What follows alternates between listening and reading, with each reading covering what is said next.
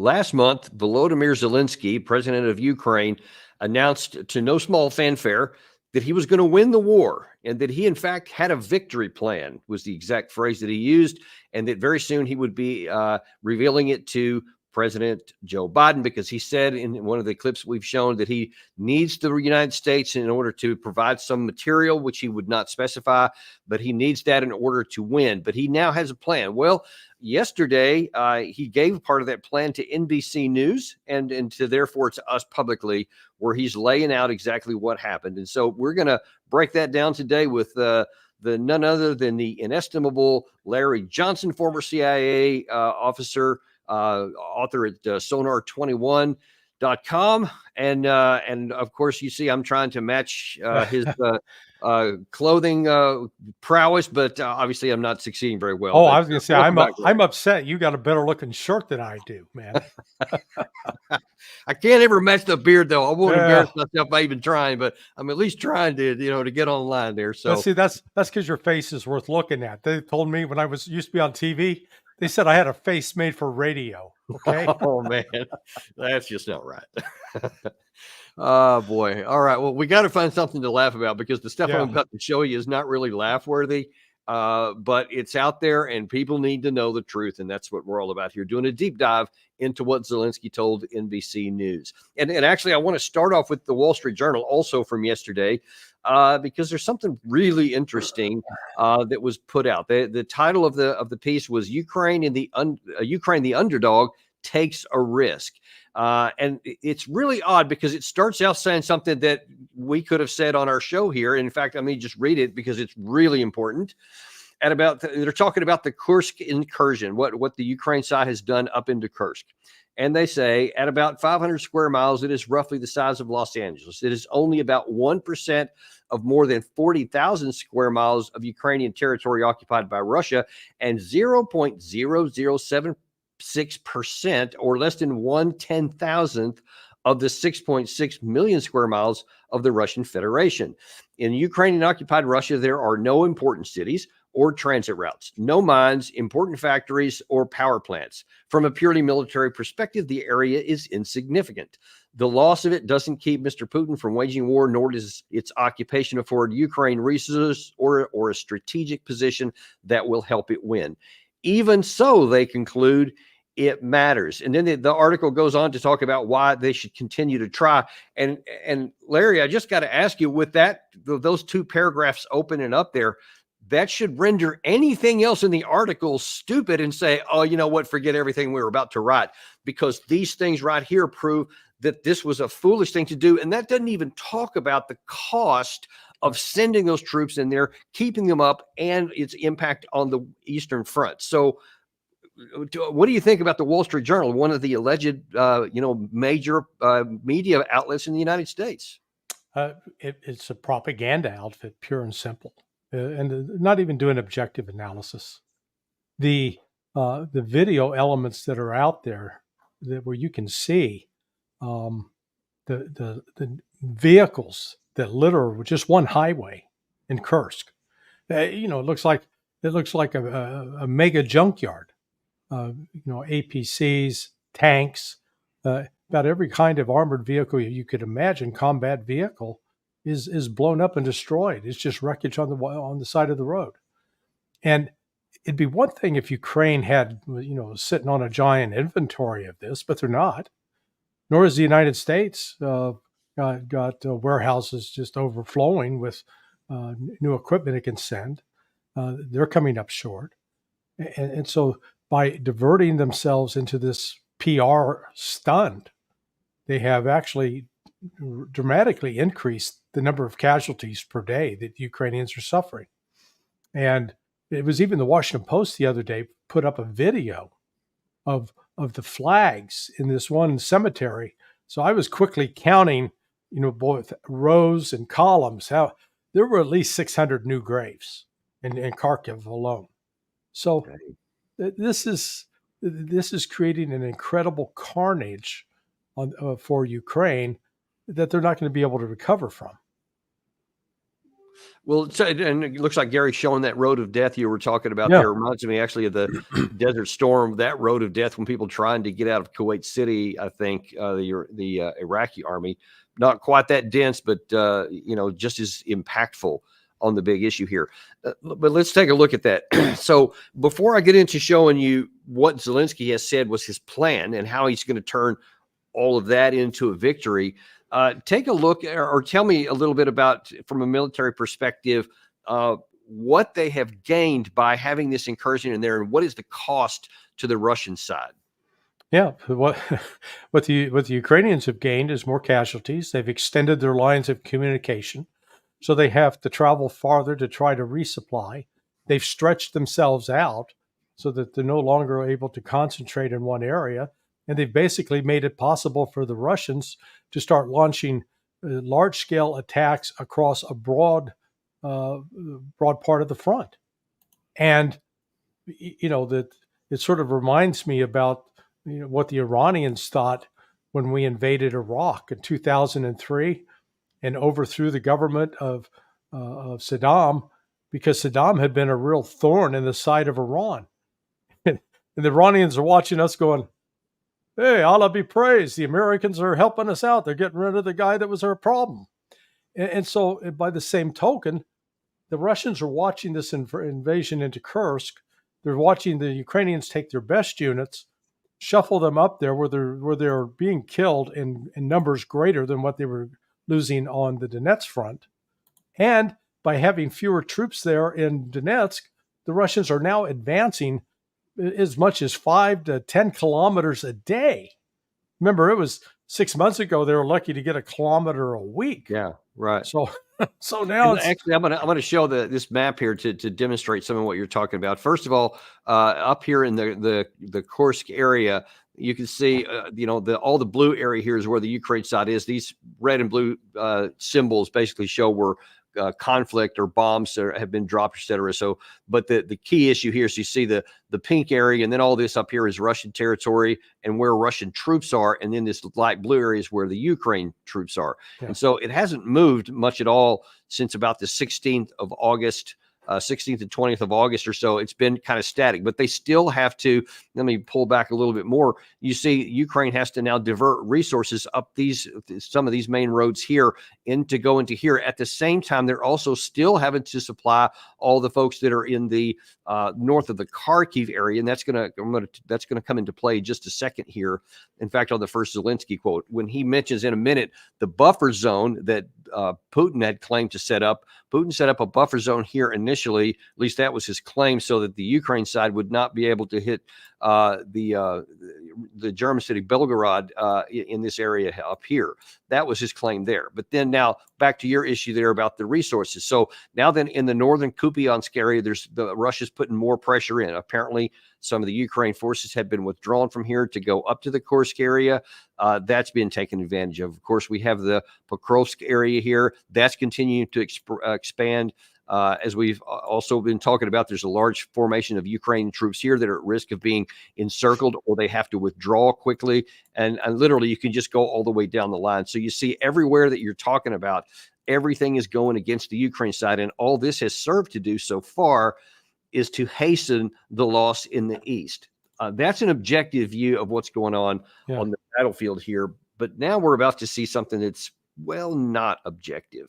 But so before I get on there, I wonder if you can make any more comments about the overall operational situation on the battlefield.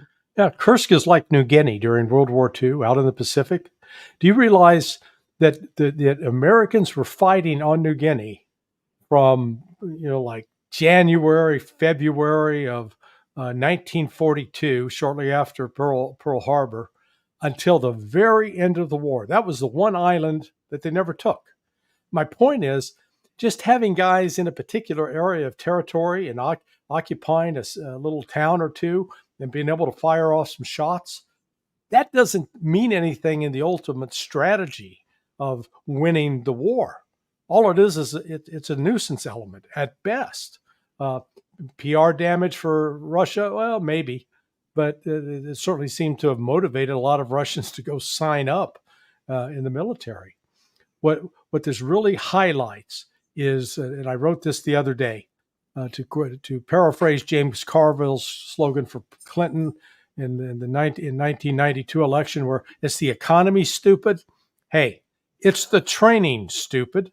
And the point is, Ukraine does not have enough trained troops. They don't have a system for training. They don't have a pipeline for training. And without trained forces, they're going to keep experiencing casualties and losses. That's such a an important point to just talk about here, because that's really a little bit off the maps and off the grids and off the video that people show, but it is profoundly important. I can personally attest to both personally seeing both the pro and the con side of what trained troops and untrained troops or inadequately trained troops can do in combat operations. So I'm glad you brought that up. But now let's get to the other view from Kiev, from Volodymyr Zelensky. So now the first question here he's going to be talking about, we pick it up in progress. He was just asked about this Kursk offensive and how is that playing out? Here's what he said. Було розуміння від наших розвідок, що Росія планує робити цю буферну зону. І ми це зрозуміли, що вони не зупиняться. І тоді ми зрозуміли, що нам потрібно відповідно провести операцію, щоб буферну зону робили не вони в нас, а ми. Okay, so conceptually, if the enemy, and he's talking about that area north of Kharkiv that I just showed you, that's where Russia was trying to set up a buffer zone, though in practice it wasn't much of a buffer zone. It was only about 5 or 6 kilometers, and it never expanded, nor did it widen out from its original. It did serve as being a magnet for Ukraine troops to continue flooding in there, so it had some value in there. It wasn't much of a buffer zone, as Belgorod still is hit even recently. But okay, so that's one thing. You don't like that. So I want to make one that the Russian side has to worry about. So again, in isolation, not a crazy idea if you want to do that to the enemy. But the issue is, do you have the resources? Do you have the manpower to do that in? And how do you see that part? Yeah, well, this is in boxing terms, this is called leading with your chin. You know, jut that chin out there and have him punch you right in the face. That usually leads to a knockout. Which is exactly what Ukraine has done to itself. If you proceed from the assumption that, which they did, that the Russians are weak, the Russians are tired, and the Russians have limited resources, yeah, you could justify that. Yeah, let's go ahead and give this a shot. This will really stress out the Russians. But every single one of those assumptions was wrong. The Russians have grown their army in the last 2.5 years from 750,000 active duty to over 1.4 million. So they've basically doubled the size of their army. These guys are trained. They're in for a minimum 6 to 8 month training periods. So when they come out of that training, their advanced individual training, and are integrated within units, they're not having to run crazily all over the map trying to figure out where they need to fill in the gaps. The Russian general staff, the Stavka, they're very excellent military planners. They have an integrated command system, something that we do not have in the West, in the United States. And so they're able to allocate those resources. They had already pre-positioned troops up in Belarus and up in that region. So it wasn't like they didn't have to pull them out of the Donbass, which was the theory that the Ukrainians were going on. And you've got to wonder, did they come up with that on their own, or did they have help from NATO?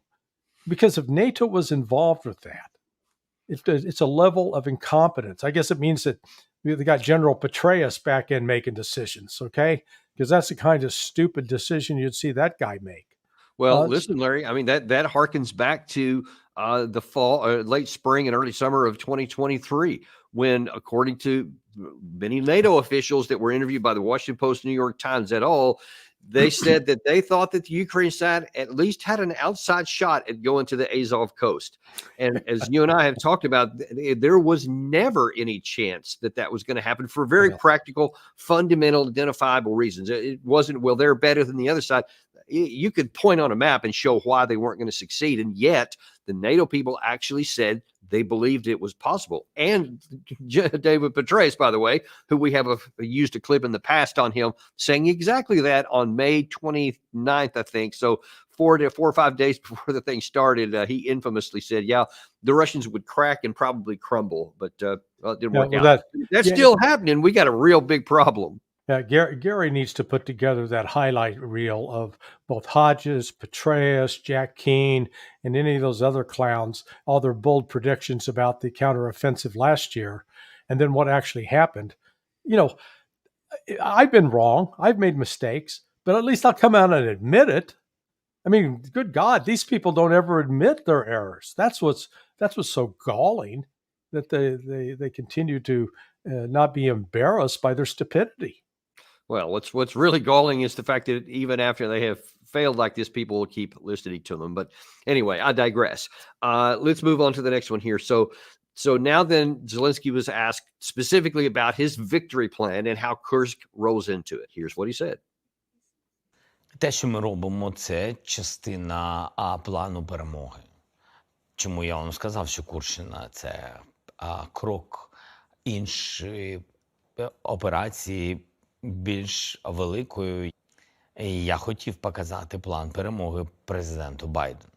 Але я хотів його показати після того, як у нас буде успіх на Курщині. І тому я до цього це не робив. І тому я йому обов'язково це.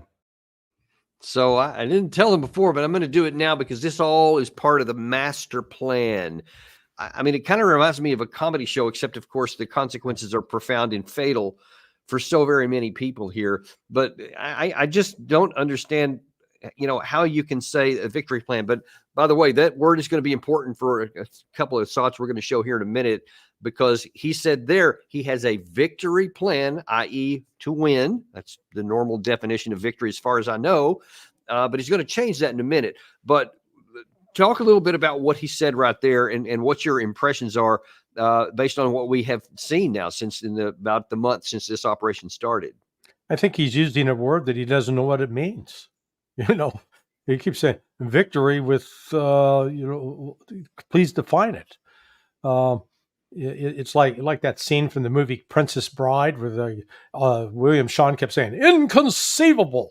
And finally someone says, I don't think you know what that word means. Yeah, that's what he's doing with victory. Well, if victory means that you lose more than 50% of your attacking force, 70% of your armor and vehicles, if that's victory, good Lord, what does defeat look like? So, and you're not taking territory, you're not advancing towards your original objective, because initially they were told that they were going to capture Kurchatov, the nuclear power plant that is just to the west of Kursk, the capital. That didn't happen. They got bogged down, and so it's not like they have dug entrenchments and that they have connected lines between all these different little villages that they occupy. They're more like U.S. cavalry in Indian country, Fort Apache here and there. But with the downside, they don't have a reliable means of being resupplied. It's not like the trucks can make the thunder run up those roads that are already littered with smoking vehicles. They don't have a fixed wing aircraft to drop in anything. In fact, just yesterday, it was one of the Ukrainian, it was a Su-29, tried to do an attack on Russian ground troops in Kursk and got shot down. So because the Russian units, they operate with air defense systems embedded in their units. I mean, these guys aren't playing, and that's Zelensky's problem here. He thinks it's all about PR and looks.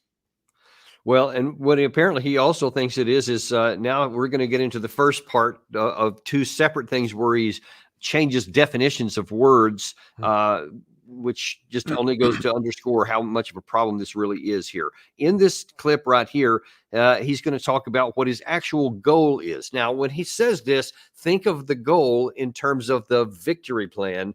Roll the tape. У нього попереду лише ціль. Ціль – продовжувати війну. Армія не така міцна у нього. А він всіх що це не операція, не якесь там СВО, як він говорить. Це реальна війна. І всі свої бойові частини, всі свої сили він кинув в Україну. Це повномасштабна війна. Це також ця операція довела. Is that true? Has he proved that? Because it looks to me like that number one, to you suggested a second ago that he underestimated and thinks that the Russians were weak. You said you'd have to believe that to do that. Now he basically validates that by saying that they're not as strong as what they want. Their whole army is in Ukraine. I don't think that's correct. In fact, let's start on that point there. Is the entire Russian army in Ukraine? No, probably only about a third of it. They've got a significant number that are out east over on towards the Pacific side. They've got the training areas. This is one of the advantages Russia has always had. It served them well in World War II as well. That, they got their rear ends handed to them in the first year of that war with the Nazis.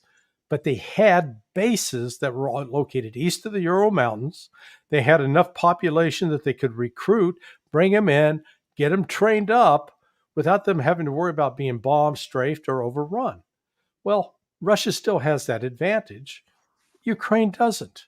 And we saw just yesterday with the attack in Poltava, where they gathered a group of electronic warfare students. Hey, we're going to teach you how to do all this jazzy stuff you're going to do to prevent you getting hit with a drone. And boom, they got clobbered with a couple of missiles. I don't know if they were Iskanders or which variety. The Russians got so much to choose from, but you kill and wound upwards of 400 people. So those are significant casualties, including some NATO personnel. And so Zelensky, it'd be one thing if you're saying, we are stopping cold these Russian missile strikes. Well, that's not happening. We are forcing them to give up territory in Donetsk. That's not happening. It's just the opposite. So happy talk, delusional talk. He's not the first guy to do this. We had Baghdad Bob in Iraq. There are no U.S. tanks in Baghdad. And I think I saw you in the back waving as you're driving down the street. You saw that? Oh, man. So I want to zero back on something you said there, because earlier in this episode, you were talking about the absence of a training system on the Ukraine side. Does the Russian side have a training system? Oh, yeah. No, absolutely. In fact, this is, again, highlights one of the other problems. That thing you wore this thing in the military, I believe it was called a uniform. Now, it's not just something you wear, uniform training standards. So whether you were at Fort Hood or Fort Bragg or whatever base, or Fort Bliss, that if you were going through, let's say, armored training, and I know they don't do it at Fort Bragg, but, just making that up. They do it Bliss, though. Yeah, they'll do it Bliss. But you go through the same, you got the standards that are uniform. The Russians have that. The Ukrainians don't, because the troops that are going through some training is usually being done in Poland or Romania, Germany, the United Kingdom, places outside. And I guarantee you, when you go to the Brits and go to the Poles, you're not getting uniform training. You're getting British flavor and Polish flavor. And I'll just give you a very, very simple example. In the United States, when we train soldiers with pistols to reload their semi-automatic pistol, the way you do it is you take sort of the rounded end, hold it with your index finger, and then that slides up. The flat end is on the back. That's how we do it. The Brits, Special Air Service, they do it exactly the opposite. Now, I'm not arguing that one's better than the other. My point is, there are two ways that you could do it, two different ways of training. But the problem is, if you don't get uniform training, then if you got one group of guys that have been trained in Poland and one group that have been trained in the UK, and all of a sudden they're having to operate together on the battlefield, and they won't be on the same page. It'll be like one's playing jazz music and one's playing classical music. Yeah, And that was one of the biggest shortcomings and failures of the 2023 offensive by the Ukraine side, was because they didn't have uniform standards. They didn't have uniform levels of training, and then just a crazy mishmax of all different kinds of equipment, ammunition, maintenance gear, spare parts, just every disaster you can imagine, which was known ahead of time, but somehow we thought magically those things weren't going to manifest themselves, and they did. One of the other things that he said in that part is that that Russia is getting weaker; they're not getting stronger. Russia continues to evolve, not just in the manpower, but also in the technical phase. And I saw a report, I guess last month, that said that in 2023, the Russian electronic warfare was taken down somewhere around 60% of the Ukrainian drones. So only 40% were getting through. That has apparently, at least according to this report, down to 10% now, because Russia continues to expand its capacity. And they iterate and they train, they resource, they try new things, etc. And so it's shrinking that capability. Simultaneous with that, I've also seen just recently one Russian drone that was running around with a bucket of thermite.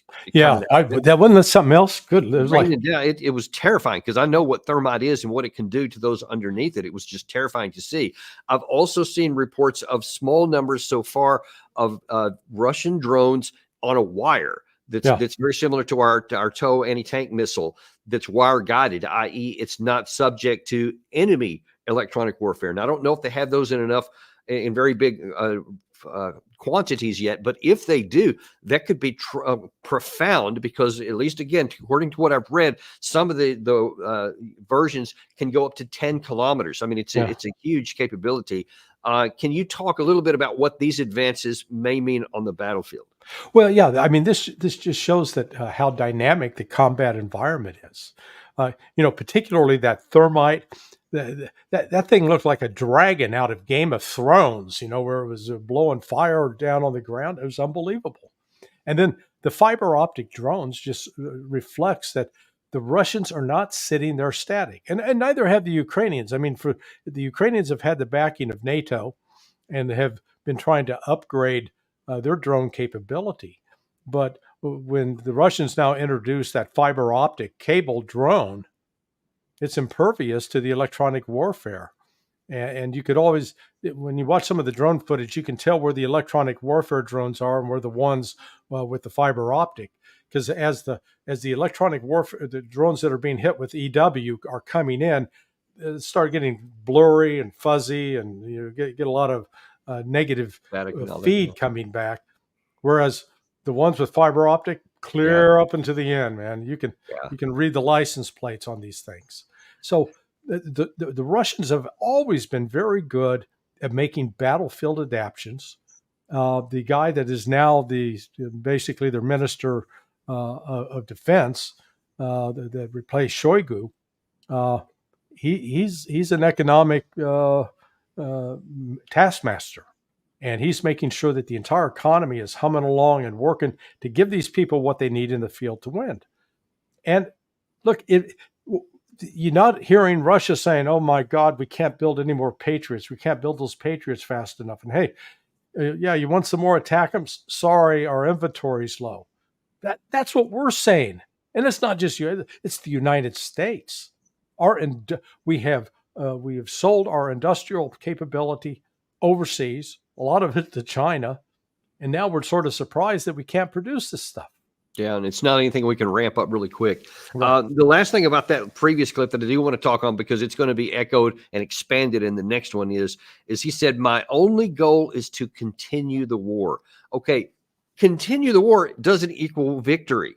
That's where we get back into definitions. Right. If his goal is to continue war, I mean, there's a shot that you could do that, but there's also a shot that you're not going to be able to continue. And, can you imagine, Larry, I'm going to ask you to go and go serve your country and fight and die to keep the fighting going. You don't even have the possibility of winning. It's just keep the fighting going. I mean, how eager are you going to be to go and to sacrifice your life, or to send your sons to go sacrifice their life to keep the war going? As long as you can assure me that I can continue to work at Lockheed Martin or General Dynamics or Raytheon, and that I'm going to make more money as longer this thing goes on, I'll keep doing it. You've given me a financial incentive to fund, to keep the money flowing. Now, you're right. If you turn around and say, okay, hey, you're going to have to put your offspring out there in front, I go, oh, wait a second, or yourself. Then all of a sudden, the reality of war kicks in. And I had this discussion earlier today with Dimitri Simes, who is an American citizen, and his home was raided by the FBI 2 weeks ago in just an outrageous attack. But one of the key differences that's separating Russians from Americans is even today, the Russians still live with the memory of the Great Patriotic War, because between killed and wounded, about 36 out of every 100 Russians suffered. They were either killed or wounded.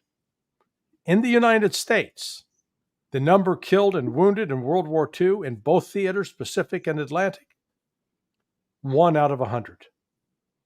Actually, less than 1 out of 100. Now, that's why the Russians really aren't keen to get into a fight. Whereas on our side, my God, Korea, well, we only lost 50,000. Vietnam, 58,000. Iraq, what, 4,000?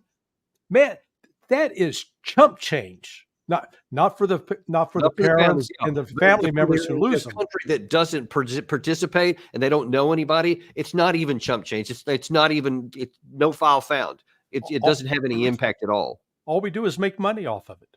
So that's where this disconnect comes, and that's what Zelensky said. Oh, keep it coming. The money keep flowing.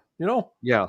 And the money's not going to help if you're losing on the battlefield, because that's the implication of going after a political outcome that is militarily unattainable. So that's what we've seen up to this point. Now, here's one more. And again, definitions matter. Watch this one.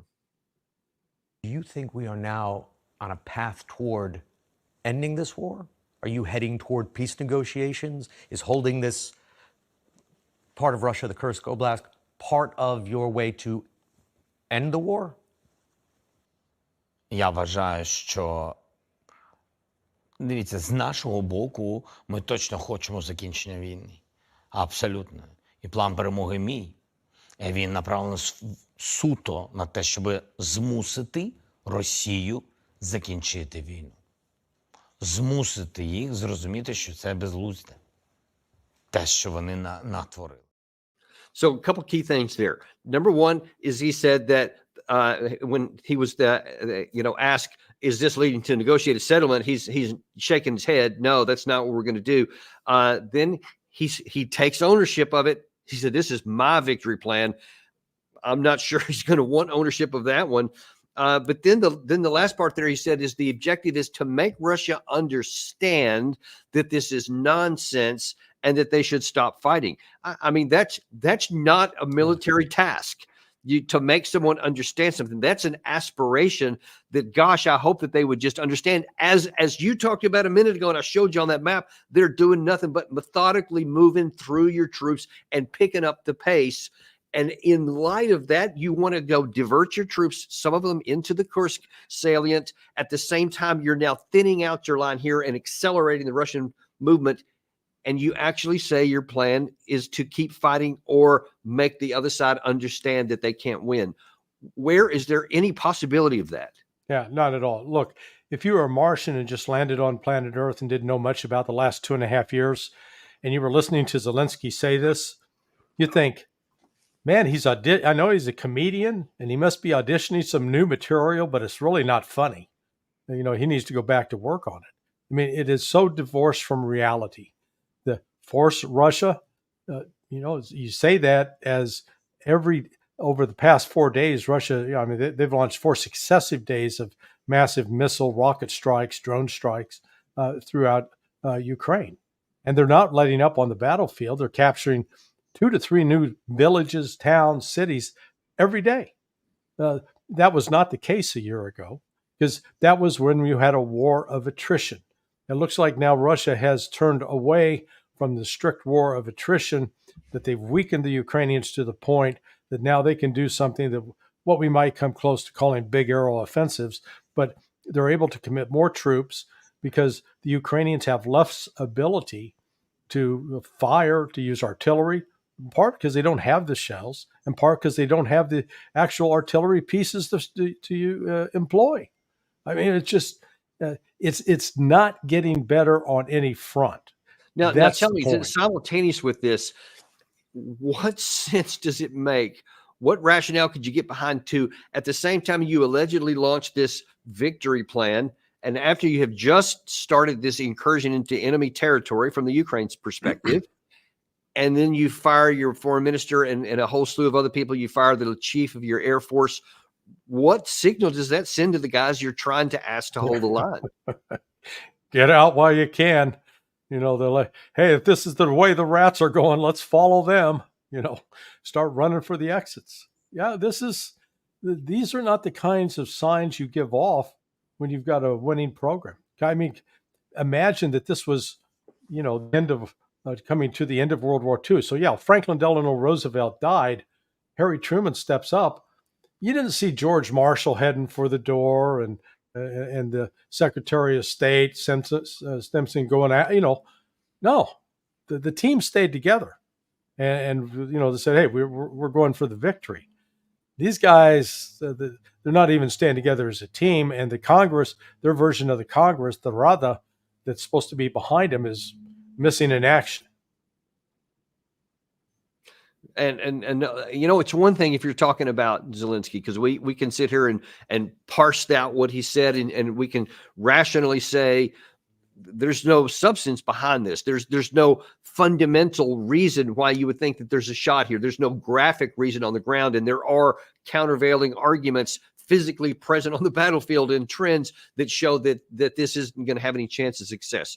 It's one thing if you can say it's him because his life is on the line, and desperate people sometimes make really foolish decisions, and maybe you can't think straight. It's a little harder though from the American side here. Now, you mentioned David Petraeus just a second ago, but here he was just a few days ago talking something like Zelensky. Listen to this. Let's give them all that they can possibly use and then enable them to achieve everything that they possibly can, change the dynamics of this war so that there can be some kind of meaningful negotiations, and get the guns to go silent, provide rock solid security guarantees for Ukraine, get them into the EU, and then allow Ukraine to flourish as continued independent democracy that embraces free market capitalism. And I, for one, don't believe that we can't do all of this and Indo-Pacific and help in the Middle East. I believe we have to. Okay, just a quick review of the bidding. So we want to force Russia to have negotiations, even though they're on the winning side. Right. We have to give them everything they need, even though we've done that for 2.5 years and it hasn't changed anything on the battlefield. We need the guns to go silent, so then we can have a negotiated settlement at terms beneficial to Kiev. We need to get them in the EU. We need to help them to flourish. That's an interesting one. And by the way, we'll be able to do this and give them everything they need, while we'll also give Israel everything it needs in the Mideast and give Taiwan everything they need in the Indo-Pacific. And I guess we'll still be able to do everything that we're supposed to everywhere else around the world. My God, that's worse delusion than Zelensky. Yeah, and that it goes a long ways to reflect upon sort of the quality of military leadership in the United States, not just military intelligence, because Petraeus did his damage at the CIA as well. It's incredible to think that this man was the director of the CIA, not to mention a 4-star general in charge of a military operation that lost. Well, yeah, you at least ought to be able to add and subtract, okay, and or at least sniff out the bovine excrement when it's being spread all over you, because to take at face value whatever the Ukrainians tell us about how much the Russians have suffered losses doesn't mean you have to surrender your own judgment, that you can actually say, hey, let's look to see if there is any corroborating evidence to support that point of view. And you rapidly find out by looking at social media, nope, no, they're there. But with Ukraine, video after video after video of fluttering flags over freshly dug graves in hundreds of cemeteries throughout Ukraine, and those have been evident since the summer of 2022, and so for Petraeus to be this clueless, ignoring the fact that the Houthis have beat us in the Red Sea. I mean, they defeated the U.S. Navy. The U.S. Navy pulled out without accomplishing its mission. We just didn't declare it as a defeat. And the notion that we're going to then also confront China. Are these people? Please stop. It's like an alcoholic that's out of control. Got to get the bottle out of their hand. Got to get them dried out. We've got to stop thinking that war is our only option, which is what they're saying. That we need to fight them in Ukraine. We need to fight Iran. We need to fight Hamas. We need to fight Hezbollah. We need to fight the Chinese. And it would be one thing if we were good fighters. But, we haven't exactly distinguished ourselves and, teeing off against a peer and handling it well. I think, Larry, one of the really disturbing failures and the lack of capacity on our part right now of our senior leaders, and this goes across the board. I mean, of course, I could add a bunch of the generals, or I could talk about, John Bolton or Lindsey Graham or whatever, but the people that are at the top, whether they're smart or not, we can debate, but the fact that they're at the top and they are the elite is the real problem, because they do not have the capacity to understand what a militarily attainable objective is and what one's not. And this goes back to George Bush. This goes back to Barack Obama. Donald Trump was similar. At least the one thing he did with the ISIS was give them a militarily attainable objective, but then didn't take them out. So that's another problem there. But then these other guys we're talking about now, the current president, Biden, and now these guys here, Petraeus and stuff. I mean, they don't know what militarily attainable objective even means, much less how to actually count, as you said. And it boggles my mind how that can be. Well, look what happened in your own case, where you spoke up to blow the whistle on what was coming out of Afghanistan, the lies, the misrepresentations, and you didn't have a single senior general officer with the integrity or the backbone to stand up and go, Danny's right, and this is, they all kept silent because they wanted to get that good payout when they leave. They didn't want to have to be reduced in rank. They didn't want to be seen as a troublemaker out in the corporate world, because by God, we can't have any independent thinkers out there. They're going to say what's right and call bullshit on bullshit. Can't have that. That's dangerous. So that's what we've had all along. Whether it was the actions going into the first, leading us into the 2003 invasion of Iraq, or the failure to follow up in Afghanistan and to keep it confined, to really take out bin Laden. None of the generals back in the DC that were running operations at that time listened to the recommendations of the Delta Force commanders on the ground. That's what they needed, was the 75th Rangers as a blocking force. No, we can't have that because we're planning to go to war a year from now in Iraq. Yeah. So you're an example of somebody who had the courage to stand up, speak up, and you paid a price for it. And that's one of the reasons guys like Petraeus got where he's got to be. Yeah, they don't do that. And here's the thing, Larry, that really disturbs me and why this troubles me so much. One of the reasons why we even made this channel is because no one ever calls that stuff out. When Petraeus was being interviewed there, the interviewer didn't, say, hey, wait, just a second. How in the world do you think? No one ever does that. Right. H.R. McMaster is on his book tour right now, and he's just going on literally every network and just talk about all these things that Trump did wrong and all this other stuff. Nobody challenges him on any of that. His claims of, this is the truth. No one says, wait a minute, how was that the truth? Because HR was one of the ones that said he wanted to put 40,000 more troops back into Afghanistan, and he wanted to stay there forever. Yeah. No embarrassment about that. No one ever challenges him, though. I didn't see a single interview where he was ever challenged on these kind of things. Petraeus is never challenged. You mentioned a minute ago, Jack Keane, never challenged on anything. So what is the American public to think when they hear these guys saying this? No one challenges them. They didn't serve, most people, they don't know. And so these things just keep on going until one day the truth is going to overcome the spin. And no matter what Petraeus says or McMaster or McKean or any of these people, we could find ourselves sucked into a war that we should never have fought and may not be able to win.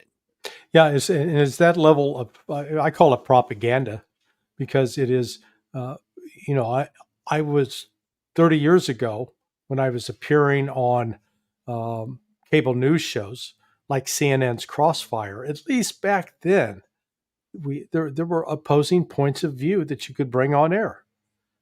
In fact, they almost made it sure that you didn't have just the one voice, that you would actually have genuine differences. But right now, you can't find a single one of these cable news outlets or mainstream media or legacy media for the TV space where they're bringing on anybody like Doug McGregor or yourself, anybody with an opposing voice about it to talk realistically. It's all the cheerleader stuff. And when Americans are fed that kind of propaganda all the time, that's what they come to believe. Because they don't have any other reference point. So that's why what you do on your show is important.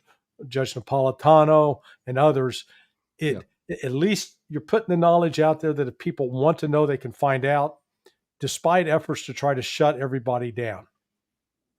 Yeah, and I'll tell you where I think that the first point of vulnerability is the Russia-Ukraine war, and here's specifically what I worry about, and I'd like your view on it.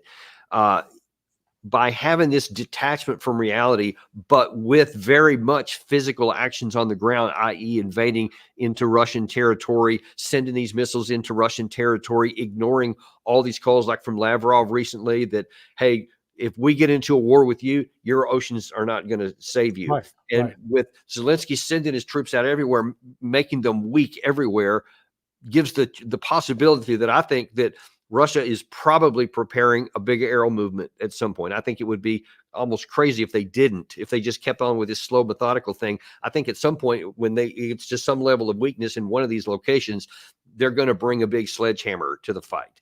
And if that breaks through and all of a sudden you have a collapse of a front somewhere, and we saw in France, 1940, what happens when part of an army collapses, the whole thing could just buckle like that. What is the United States going to do then when all this stuff that Petraeus, Zelensky, Keane, McMaster, all these people, all the things that they have said just is collapsed to the ground? Now then you got Biden with the choice. Does he acknowledge and accept the defeat of everything that we did for 2.5 years? It failed. And just say, all right, well, let's shore up our eastern flank in NATO to make sure this doesn't get any further. And, let's live to fight another day. Or do we do something really stupid and say, wait a minute, how about we send a bunch of NATO troops into Western Ukraine to make sure the whole thing doesn't fall? And now all of a sudden we could literally be in a major European war. I worry a lot about that. Oh, no, it's a legitimate concern, because right now it's not going to be Biden making any decision. He doesn't even know what day it is. They're just letting him hang out for a while, so he can continue to eat ice cream until his time's up. So that the real question comes down is that what are Austin and Sullivan and Blinken going to do? Because whatever they're going to do, I think that they're going to do the stupid thing. I think that they're going to, out of fear that appearing to, quote, surrender to the Russian victory would make them look weak for the election, that they're going to feel that they need to do something. And in doing something, I think it'll be a miscalculation, because it goes back to what I was saying earlier, that we have misinterpreted Russian patience and Russian caution for weakness and lack of resolve. And as anything but. And Lavrov just yesterday made that point about both sides of the, that the United States would be hit. That's essentially what he said. They're not making idle threats. And I don't know how much to overemphasize it. They're not playing at this. It's not a game. They're dead serious. And our problem is we're not taking them seriously. And we are surrounded with, people who are small intellectually, very narrow-minded, very unimaginative. And while they have school credentials that say they're smart, they're not thinking analytically, they're not thinking strategically, and they're putting this country at risk. Indeed, they are. Couldn't agree with you more. And it's a great way to wrap this up. Thanks for coming on, Larry. I always appreciate your view, even though the conclusions are sometimes really sobering and not exactly happy. But we're certainly grateful for you coming on, and invite everybody to, if you can't get enough Larry, always go to sonar21.com where you've got your podcast. I know you're on a bunch of other shows too. Spreading the truth out there. So we invite people to go and look on there. And thank you again for coming on. Hey, Danny, it's always a pleasure. I'm honored. Thanks. And we appreciate you guys too. Be sure and like and subscribe, folks, if you haven't. It really does help us spread this message. And believe me, I want to do everything in my power to make sure that this message of truth gets out there. Because, folks, if what we've described in this show happens, no one's going to be safe. And it'll be too late. If we get to that point and we cross over it, it's going to be too late. Help us get the word out. Spread this around to everybody that you know. Tag it on social media. Do whatever it takes. But let's get the truth out there, folks. I'm counting on you to do what you can as well. And Danny, let's remind everybody that now you can hear our podcast for people that don't want to sit down and watch a YouTube video. Wherever you get your favorite podcasts at Spotify or Apple Tunes, we're out there now, so you can hear the podcast anytime. Indeed. Well said. Thanks, Larry. Gary, appreciate that. All right. And thanks to you guys too. We really value you watching, and we're going to keep giving you the truth no matter what it is, because we are unintimidated and uncompromised to make sure you get it. Thanks. And we'll see you on the next episode of Daniel Davis Deep Dive.